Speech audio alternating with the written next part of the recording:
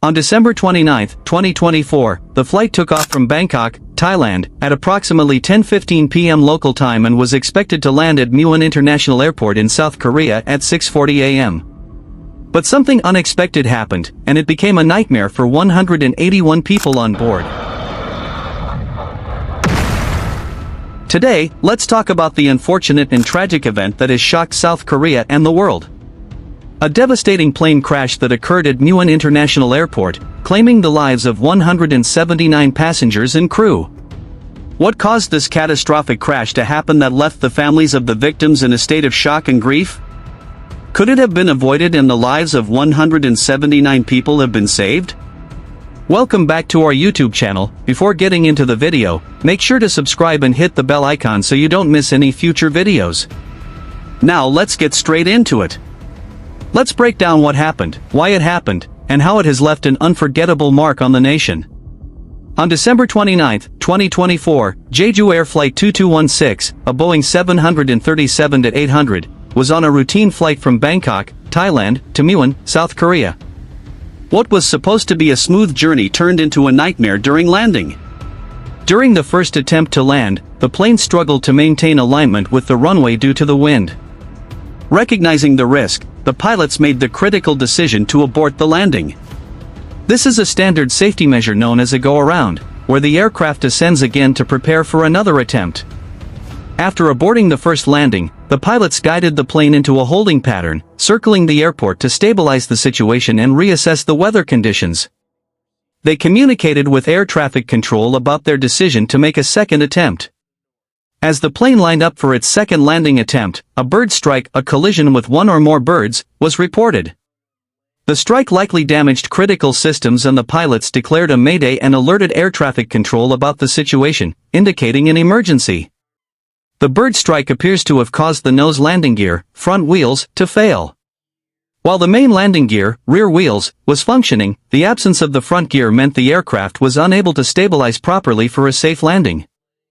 The pilots proceeded with the landing attempt, aiming to minimize damage and risk to passengers. This type of landing, known as a belly landing, can sometimes be performed safely with the right conditions and expertise. As the plane touched down, the absence of the nose gear caused the aircraft to tilt forward and skid uncontrollably. The friction generated by the impact was immense. The plane overshot the runway and struck a concrete barrier located just 202 meters beyond the runway. The barrier supported a localizer antenna, which should have been placed farther away according to safety standards. The collision caused a massive fire, spreading quickly, leaving little time for rescue efforts and trapping most passengers inside the aircraft. Investigators are focusing on three critical aspects. 1. Bird strike. Did a bird strike damage the hydraulic systems, leading to landing gear failure? A bird strike occurs when a bird collides with an aircraft, and it can cause serious damage depending on where the impact happens. In the case of Jeju Air Flight 2216, investigators suspect the collision may have damaged the plane's hydraulic systems. Hydraulic systems are critical for controlling key aircraft functions, including landing gear deployment. If these systems are compromised, the pilots may lose the ability to lower the landing gear properly, as was the case here. Bird strikes typically involve smaller birds, but larger birds, or flocks, can cause catastrophic damage. Engine failures, windshield cracks, and structural impairments are all risks. In this incident, the suspected bird strike's effect on the hydraulic systems likely contributed to the failure of the nose landing gear, which made a safe landing impossible. 2. Concrete barrier. Why was a barrier placed so close to the runway? A concrete barrier, later identified as a structure supporting a localizer antenna, played a crucial role in the severity of the crash. While the antenna is essential for navigation, international aviation safety standards require all structures near runways to be located at a safe distance to minimize risks. The barrier in this case was only 202 meters, about 660 feet, from the runway's end, which was too close and in violation of these standards. As the plane skidded off the runway due to the failed landing gear, it struck this barrier, exacerbating the crash. The collision caused significant structural damage to the plane and likely triggered the catastrophic fire. 3. Airport protocols. Could better safety measures have prevented this disaster? The incident highlights potential shortcomings in airport safety measures.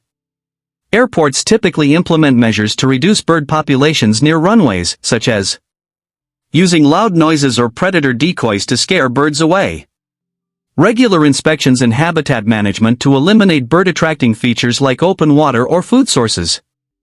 Muan International Airport's bird hazard management practices are now under scrutiny to determine if more could have been done to prevent the bird strike. The improper placement of the localizer antenna barrier shows a failure to follow international safety guidelines. Ensuring adequate buffer zones around runways is a standard practice that was not adhered to.